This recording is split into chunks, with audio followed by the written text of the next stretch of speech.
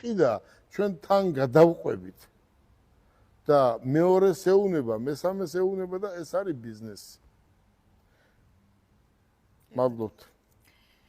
ქუთაისში პირველად ქართულ ისტორიაში გახსენით ავტო შოურუმი და რას ფიქრობთ, რამდენად გაამართლა ამ წამოწყებამ ამ მოკლე პერიოდში, როგორ შეაფასებდით?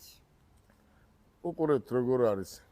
არის რომ ადამიანები ყიდულობდნენ თბილისში ავტომობილს.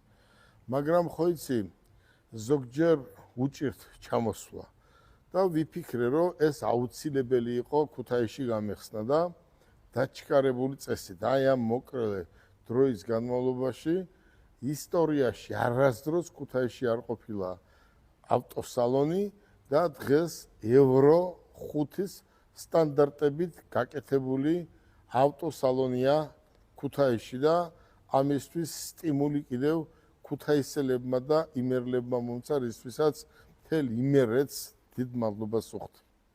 ნამდვილად მადლობა იმერეთს. ძალიან თბილად მიგვიღეს. რამდენად კვალიფიციურები არიან თქვენი გაყიდვების მენეჯერები ელექტრომობილების კუთხით? აი უყურე როგორ არის მარიამ. ეს ელექტრომობილი მარტივი არ არის. აი თქვათ, იყიდე და კარგად იყავი, რაც გინდა ისქენი, ესე არ არის. ჩვენ გვყავს აი უყურე როგორ არის. ჩვენ გვყავს ადამიანები, რომლებიც გვისმენენ. მე ამათ ვასწავლით.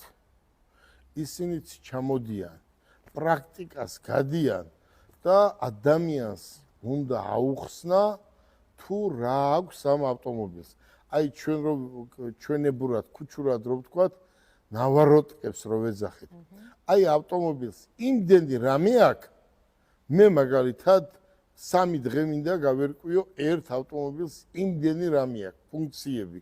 და ჩემი გოგო ბიჭები ამას ყველაფერს უხსნიან მომხმარებელს და ჯერ არ ვყოლია ისეთი, არ ყოფილა ისეთი შემთხვევა, რომ ვინმე უკმაყოფილო იყოს ელექტრო და თუნდა ნებისმიერი სხვა საწვავის ავტომობილებით. დიდი მადლობა. მადლობა, ნამდვილად ძლიერი გუნდი გყავს და მადლობა მათ.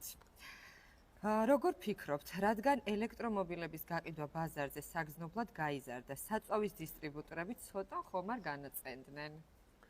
უყურე როგორ არის. უნდა შეეგუონ,